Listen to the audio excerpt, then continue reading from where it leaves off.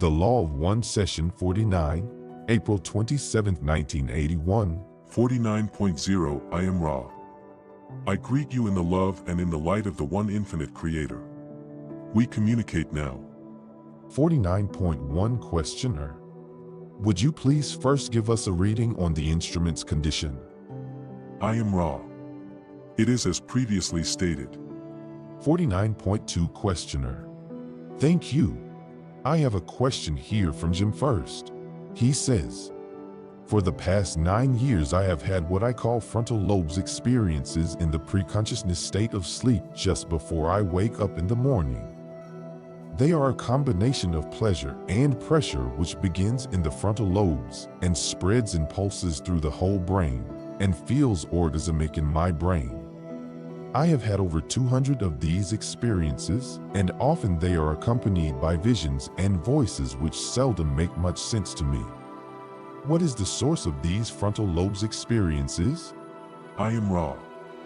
We scan the questioner and find some pertinent information already available which regards the physiological disposition of this particular part of the brain. The experiences described and experienced are those distillations which may be experienced after a concentration of effort upon the opening of the gateway, or indigo, mind complex, so that experience of a sacramental, or violet, ray may occur. These experiences are the beginnings of that which, as the body, the mind, and the spirit become integrated at the gateway, or indigo, level, may then yield not only the experience of joy but the comprehension of intelligent infinity which accompanies it. Thus the body complex orgasmic and mind complex becoming integrated may then set forth the proper gateway for the spiritual complex integration and its use as a shuttle for the sacrament of the fully experienced presence of the one infinite Creator. Thus there is much to which the questioner may look forward. 49.3 Questioner. To Jim, do you have any addition to that question? To Jim, okay. To Ra, I was wondering. In a previous session you had mentioned the left and right ear tones. If the left and the right brain were somehow related to the polarities of service to self and service to others. Could you comment on this? I am Ra. We may comment on this. 49.4 Questioner. Well, please. Will you go ahead and comment on it? I am Ra. The lobes of your physical complex brain are alike in their use of weak electrical energy.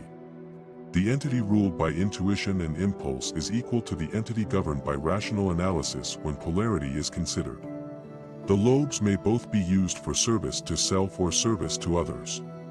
It may seem that the rational or analytical mind might have more of a possibility of successfully pursuing the negative orientation due to the fact that, in our understanding, too much order is by its essence negative. However, this same ability to structure abstract concepts and to analyze experiential data may be the key to rapid positive polarization. It may be said that those whose analytical capacities are predominant have somewhat more to work with in polarizing. The function of intuition is to inform intelligence. In your illusion, the unbridled predominance of intuition will tend to keep an entity from the greater polarizations due to the vagaries of intuitive perception. As you may see, these two types of brain structure need to be balanced in order that the net sum of experiential catalyst will be polarization and illumination, for without the acceptance by the rational mind of the worth of the intuitive faculty, the creative aspects which aid in illumination will be stifled. There is one correspondence between right and left and positive and negative. The web of energy which surrounds your bodies contains somewhat complex polarizations. The left area of the head and upper shoulder is most generally seen to be of a negative polarization, whereas the right is of positive polarization, magnetically speaking. This is the cause of the tone's meaning for you. 49.5 Questioner. Will you expand on the positive and negative magnetic polarizations in general and how it applies to, say, individuals and planets, etc.? I think there is a correlation here, but I'm not sure. I am Ra.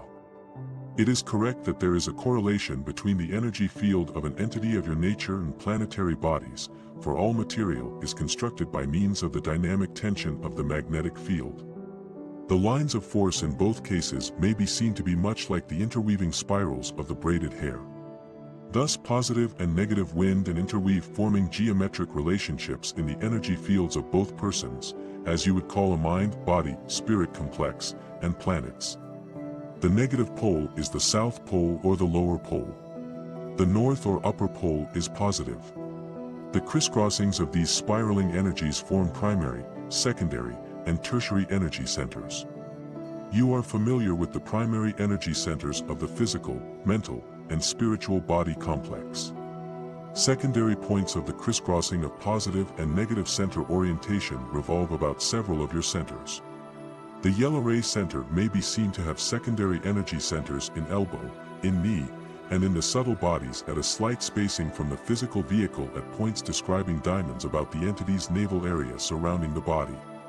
One may examine each of the energy centers for such secondary centers. Some of your peoples work with these energy centers, and you call this acupuncture. However, it is to be noted that there are most often anomalies in the placement of the energy centers so that the scientific precision of this practice is brought into question. Like most scientific attempts at precision, it fails to take into account the unique qualities of each creation. The most important concept to grasp about the energy field is that the lower or negative pole will draw the universal energy into itself from the cosmos. Therefrom it will move upward to be met and reacted to by the positive spiraling energy moving downward from within. The measure of an entity's level of ray activity is the locus wherein the south pole outer energy has been met by the inner spiraling positive energy. As an entity grows more polarized, this locus will move upwards. This phenomenon has been called by your peoples the Kundalini. However, it may better be thought of as the meeting place of cosmic and inner, shall we say, vibratory understanding. To attempt to raise the locus of this meeting without realizing the metaphysical principles of magnetism upon which this depends is to invite great imbalance. 49.6 Questioner.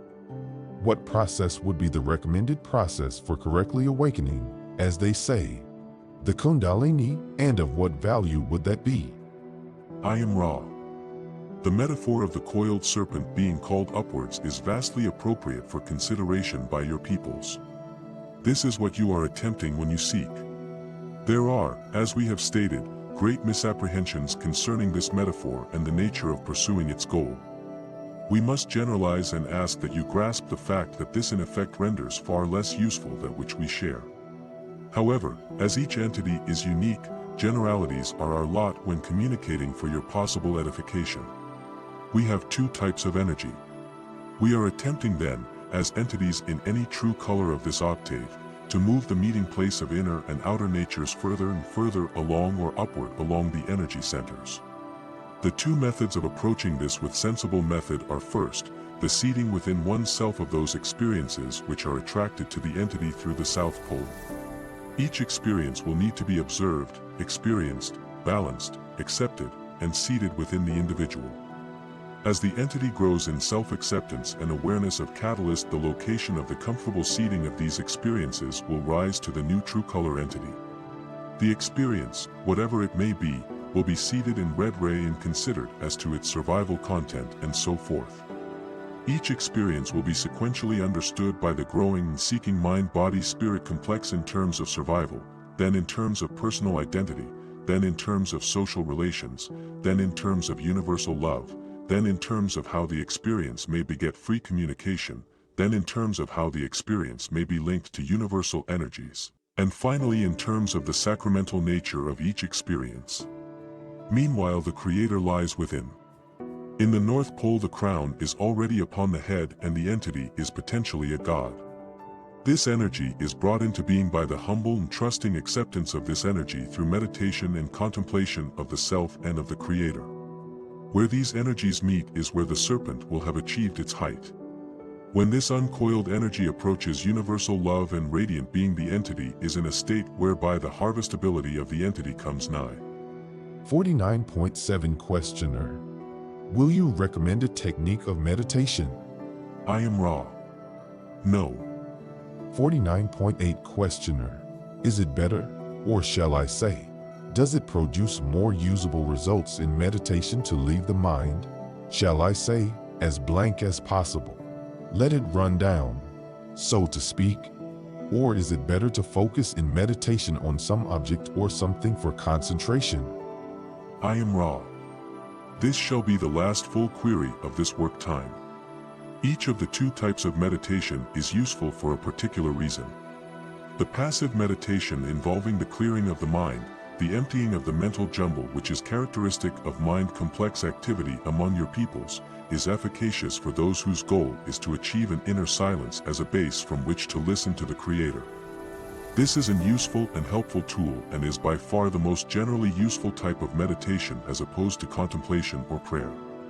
The type of meditation which may be called visualization has as its goal not that which is contained in the meditation itself. Visualization is the tool of the adept. Those who learn to hold visual images in mind are developing an inner concentrative power that can transcend boredom and discomfort. When this ability has become crystallized in an adept, the adept may then do polarizing in consciousness without external action, which can affect the planetary consciousness. This is the reason for existence of the so-called white magician. Only those wishing to pursue the conscious raising of planetary vibration will find visualization to be a particularly satisfying type of meditation. Contemplation or the consideration in a meditative state of an inspiring image or text is extremely useful also among your peoples, and the faculty of will called praying is also of a potentially helpful nature. Whether it is indeed an helpful activity depends quite totally upon the intentions and objects of the one who prays. May we ask if there are any brief queries at this time? 49.9 Questioner. I will just ask if there is anything we may do to make the instrument more comfortable or to improve the contact, and if the 2 periods per week are still appropriate. I am Ra. We request your care in the placement of the neck support for this entity as it is too often careless. You are conscientious and your alignments are well. The timing, if we may use that expression, of the sessions is basically correct. However, you are to be commended for observing fatigue in the circle and refraining from a working until all were in love, harmony, and vital energy as one being. This is, and will continue to be, most helpful. I am Ra. I leave you in the love and in the light of the one infinite Creator. Go forth, therefore, rejoicing in the power and in the peace of the one infinite Creator. Adonai.